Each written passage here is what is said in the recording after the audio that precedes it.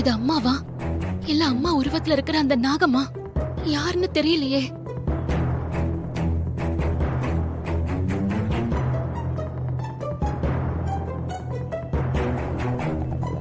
என்ன துர்கா, ஏன் என்ன அப்படி பாக்குற?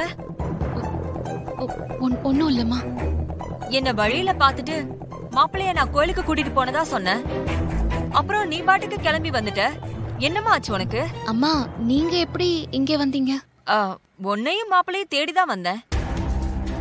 ஆமா, மாப்பிள்ளை எங்க? அவருக்கு ஒன்னும் பிரச்சனை இல்லல்ல? அதெல்லாம் ஒன்னும் பிரச்சனை இல்லம்மா. இல்ல துர்கா, நீ எதையோ என்கிட்ட இருந்து மறைக்கிற. என்ன நடந்துச்சுன்னு உண்மையை சொல்லு. அதான் ஒன்னும் இல்லன்னு சொல்றேன்லம்மா. இல்ல துர்கா, நீ என்கிட்ட இருந்து எதையோ மறைக்கிற. உன் முகத்தை பார்த்தாலே தெரியுது. எங்க என் கண்ணை பார்த்து சொல்லு பாக்கலாம். துர்கா, நீ என்ன உன் அம்மாவா நினைக்கிறது உண்மைனா எதையும் மறைக்காம என்கிட்ட உண்மையை சொல்லு. அம்மா, உன் மாப்பிள்ள உயிருக்கு ஆபத்துமா. என்ன? மாப்பிள்ளையோட உயிருக்கு ஆபத்தா? என்ன துர்கா சொல்ற? யாரால ஆபத்து? ஒரு இச்சாதாரி நாகத்தால. அந்த இச்சாதாரி நாகம்தான் உன்னோட உருவத்துல வீட்டுக்கு வந்து அவரை கோயிலுக்கு கூட்டிட்டு வந்திருக்கு. என்ன துர்கா, நீ என்னென்னமோ சொல்ற? மாப்பிள்ளை சுத்தி என்ன நடக்குது, ஏன் நடக்குது? இதுக்கெல்லாம் யார்தான் காரணம்?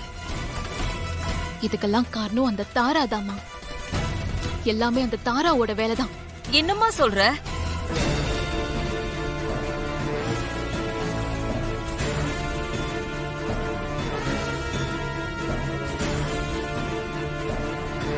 நீ என்னம்மா சொல்ற துர்கா? அந்த தாராவும் சங்கர பாண்டியனும் சேர்ந்துதாமா இத பண்ணிருக்காங்க. தாராதாமா உன் மாப்பிள்ளைய கொல்ல பாக்குறது. ஆனா அதை எப்படி அவருக்கு சொல்லி புரிய வைக்கிறதுன்னு எனக்கு புரியல. ஆனா ஒண்ணுமா, எல்லாத்துக்கும் ஒரு காலம் வரும். அது வரைக்கும் கொஞ்சம் வெயிட் பண்ணுவோம்.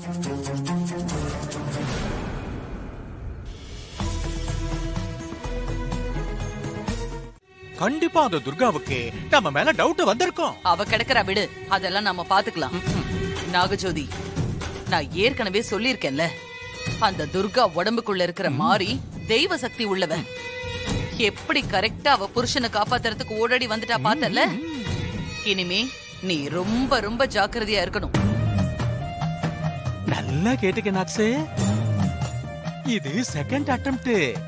தேர்ட் அட்டெம்ப்ட்ல மொத்த கழுகு சேர்ந்து வந்துருச்சுன்னு வையே, உன்னை அலேக்கா தூக்கிட்டு போயிடும் பாத்துக்க. நீங்க மாரிய பத்தி சொன்னது ரொம்ப கரெக்ட் தான். நான் இச்சாதாரி பாம்புங்கிற கர்வத்துல மாரிய பத்தி கொஞ்சம் தப்பு கணக்கு போட்டுட்டேன். இச்சாதாரியா இருந்தாலும் தலகணம் இருக்க கூடாது நாக்ஸே, பாத்துக்க. துர்கா உடம்புல இருக்க மாரிக்கு தெய்வ சக்தி துணையா இருக்கு. அதனாலதான் நான் இத்தனை தடவை அவ புருஷன் உயிரை எடுக்க முயற்சி பண்ணியும் என்னால அவன் உயிரை எடுக்க முடியல.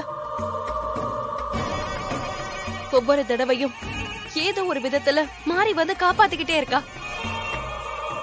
அவளுக்கு நான் யாருன்னு காட்டுறேன். இதுக்கப்புறம் இந்த நாகக்கண்ணிய வேற மாதிரி பார்க்க போறா. மாயா, மாயா,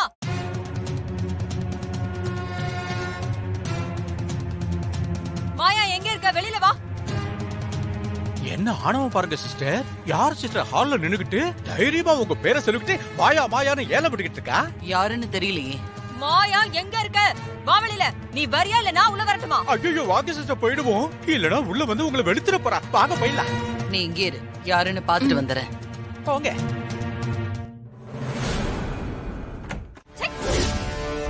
அடிப்பாவி, இவளுக்கு எப்படி எல்லா உண்மையும் தெரியும்?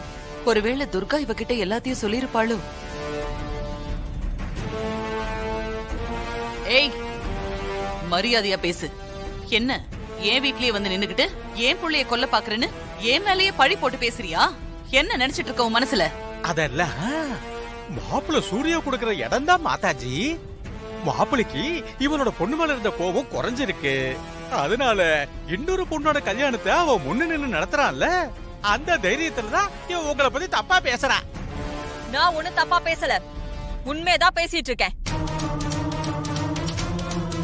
நான் கூட இத்தனை நாளா உன்னை சாதாரணமா தான் நினைச்சேன். ஆனா நீ இவ்ளோ பெரிய கல்லெஞ்சக்காரியா இருப்பேன்னு நான் நினைக்கவே இல்லை. பொண்ணுன்னா பேயும் இறங்கும்னு சொல்லுவாங்க. ஆனா நீ வீட்டுக்கு வாழ வந்த மருமக மாறிய கொலை பண்ணிருக்க. கொலைகாரி தானே நீ?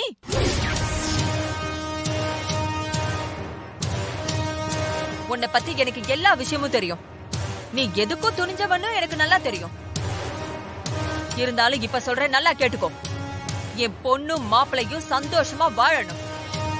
அவங்களுக்கு ஒன்னால ஏதாவது தொந்தரவு வந்துச்சு, என் பொண்ணு பொறுத்துக்கிட்டு அமைதியா இருந்தாலும் நான் அமைதியா இருக்க மாட்டேன். உன்னை சும்மாவும் விட மாட்டேன். என் மாப்பிளைக்கு மட்டும் ஏதாவது ஒண்ணு ஆச்சு,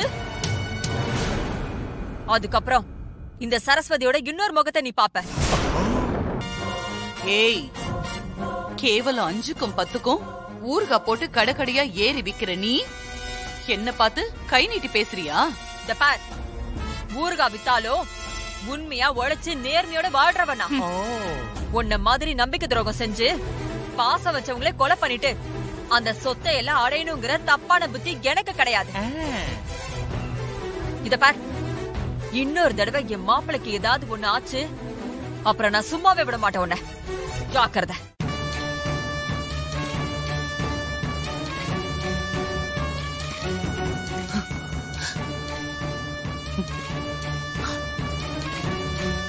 சிஸ்டர்,